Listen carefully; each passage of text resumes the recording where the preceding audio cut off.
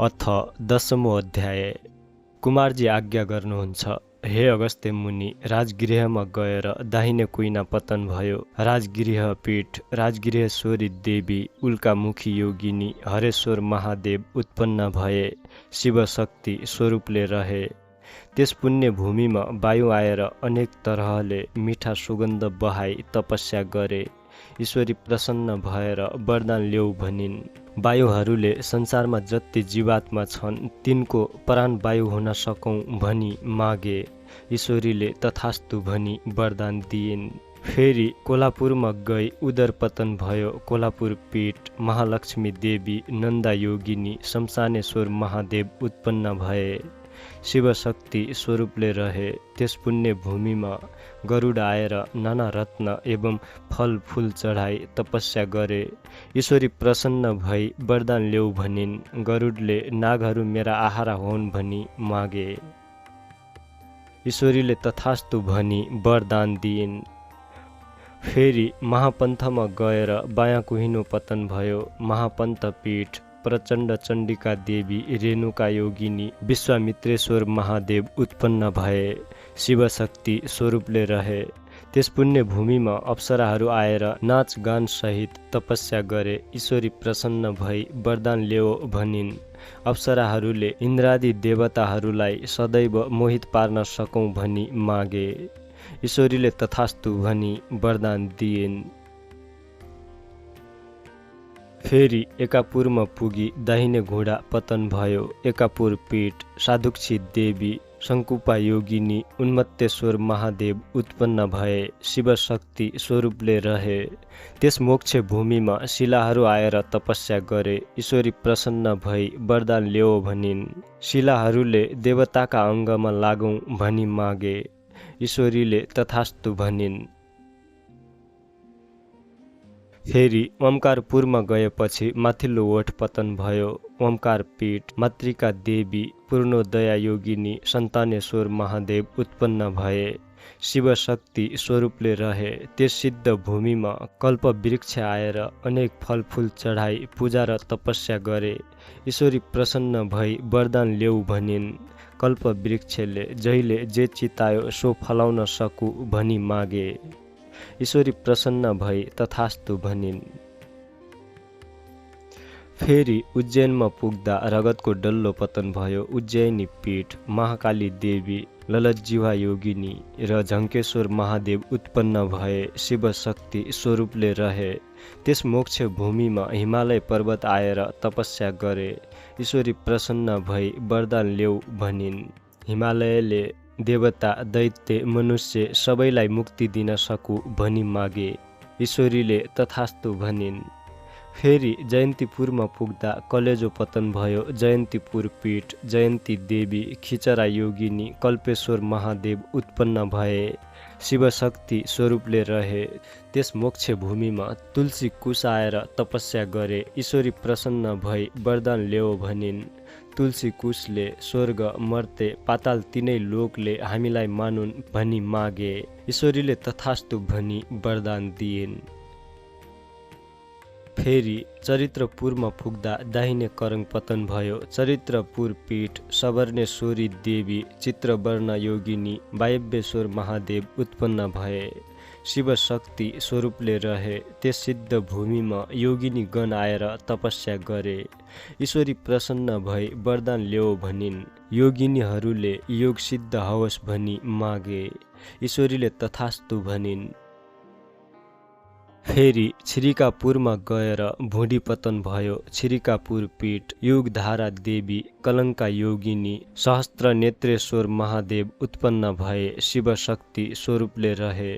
त्यस मोक्ष भूमिमा मातृका गण आएर तपस्या गरे। ईश्वरी प्रसन्न भई वरदान ल्याऊ भनिन्। मातृका गणले हामी स्थानका स्वामी हौँ भनी मागे। ईश्वरी प्रसन्न भई तथास्तु भनी वरदान दिइन्।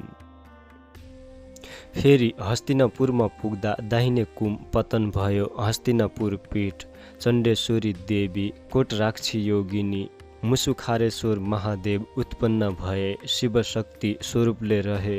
त्यस मोक्ष भूमिमा सुदर्शन चक्र आएर तपस्या गरे। ईश्वरी प्रसन्न भएर वरदान ल्याऊ भनिन्। सुदर्शन चक्रले संहारकर्ता हुन सकु भनी मागे। ईश्वरीले तथास्तु भनी वरदान दिइन्। फेरि उड्डयनमा पुगेपछि शिर पतन भयो। उड्डयन पीठ चित्रकला देवी पिङ्गलाक्षी योगिनी यज्ञेश्वर महादेव उत्पन्न भए शिवशक्ति स्वरूपले रहे। त्यस पुण्य भूमिमा हनुमानले फल फूल चढाई नाची उफ्री तपस्या गरे। ईश्वरी प्रसन्न भई वरदान माग भनिन्। हनुमानले रामचन्द्रको सेवक भएर लङ्का पोल्न सकु भनी मागे। ईश्वरीले तथास्तु भनी वरदान दिइन्। फेरि विश्वमा पुग्दा मृगौला पतन भयो। विश्वपीठ झङ्केश्वरी देवी झङ्काली योगिनी कुण्डलेश्वर महादेव उत्पन्न भए शिवशक्ति स्वरूपले रहे। त्यस पुण्य भूमिमा विश्वकर्मा आएर अनेक सुन्दर देवालयहरू बनाई तपस्या गरे। ईश्वरी प्रसन्न भई वरदान माग भनिन्। विश्वकर्माले मेरो कीर्ति सत्य त्रेता द्वापर र कली चारै युगमा स्थिर रहोस् भनी मागे। ईश्वरीले तथास्तु भनी वरदान दिइन्। फेरि प्रयागमा पुग्दा फोक्सो पतन भयो। प्रयाग पीठ सुन्दरी देवी सिंहजङ्घा योगिनी महिदेवेश्वर महादेव उत्पन्न भए शिवशक्ति स्वरूपले रहे। त्यस मोक्ष भूमिमा 10 अवतार आएर तपस्या गरे। ईश्वरी प्रसन्न भएर वरदान ल्याऊ भनिन्। 10 अवतारले सत्य त्रेता द्वापर कली चारै युगमा दैत्य संहार गर्न सकौँ भनी मागे। ईश्वरीले तथास्तु भनी वरदान दिइन्।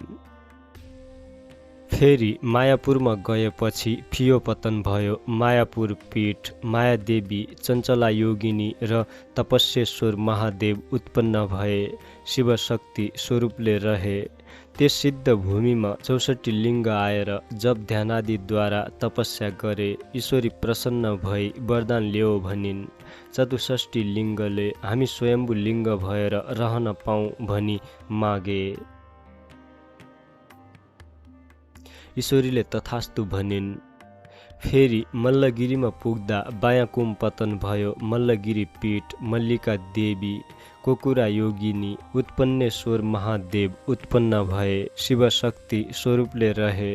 त्यस शुद्ध भूमिमा भूत प्रेत पिशाच आदि आएर नाचगानद्वारा तपस्या गरे। ईश्वरी प्रसन्न भई वरदान ल्याऊ भनिन्।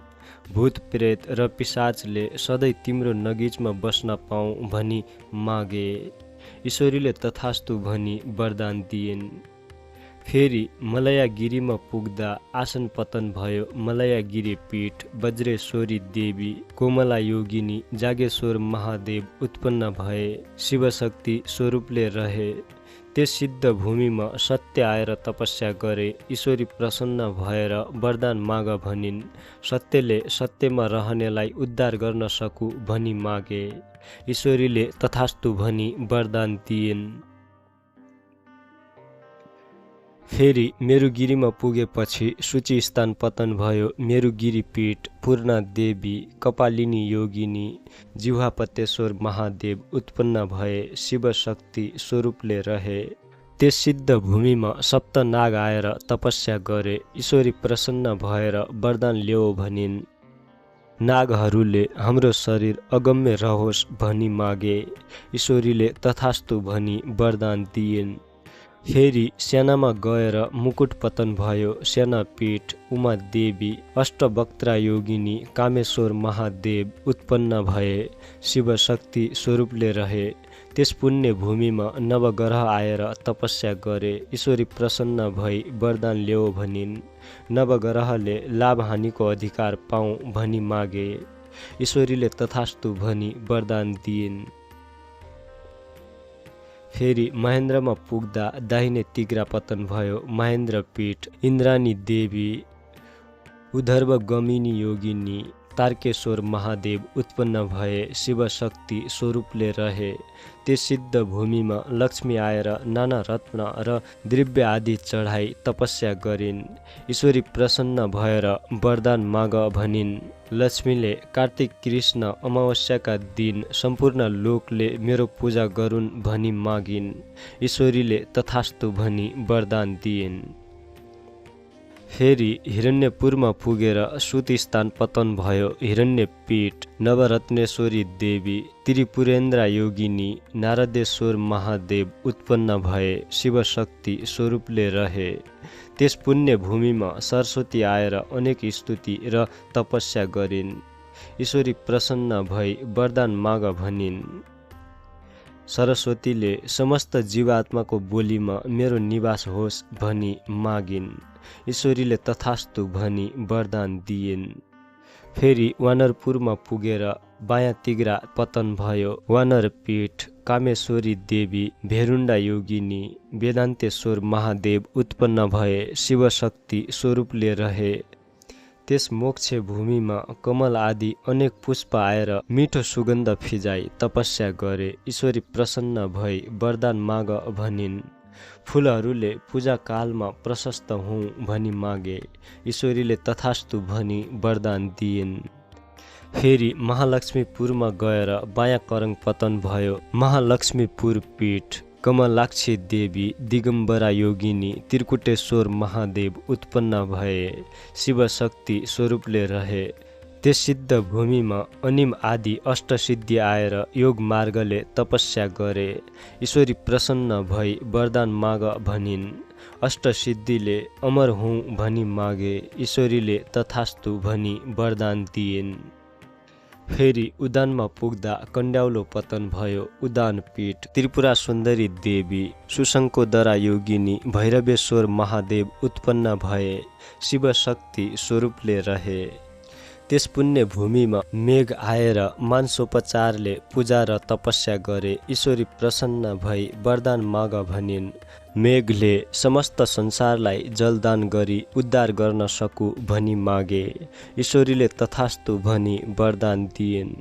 फेरि छायाछत्रमा पुगेर शेष रहेका सबै अङ्ग पतन भए। छायाछत्र पीठ, छत्रेश्वरी देवी, सुशुकोदरा योगिनी, पिशाचेश्वर महादेव उत्पन्न भए शिवशक्ति स्वरूपले रहे। त्यस पुण्य भूमिमा अष्टभैरव आएर नाना उपचारले पूजा एवं तपस्या गरे। ईश्वरी प्रसन्न भई वरदान माग भनिन्। अष्टभैरवले मातृका गणको अधिपति हुँ भनी मागे। ईश्वरीले तथास्तु भनी वरदान दिइन्। हे अगस्त्य मुनि, यस्तै किसिमले जुन जुन स्थानमा सतीदेवीको अङ्ग पतन भयो त्यहाँ त्यहाँ एक एक पीठ र स्वयम्भू लिङ्ग उत्पन्न हुँदै गयो। समस्त पीठको सङ्ख्या 7.5 करोड छ। त्यसमध्ये 50 पीठको मात्र दर्शन गरे पनि अवश्य मुक्ति प्राप्त हुन्छ। मनुष्य जन्म पाएर ती 50 पीठमा एक पीठको पनि दर्शन गर्न सकेन भने त्यसले जन्म लिएको व्यर्थ हुन्छ भनी स्वयं ब्रह्माजीले आज्ञा भएको छ। इति श्री स्कन्द पुराणे केदारखण्डे माघ महात्म्ये कुमार अगस्त्य संवादे श्री स्वस्तानी परमेश्वर्या व्रतकथा अङ्गपतन पीठो उत्पत्ति वर्णनम नाम 10मो अध्याय।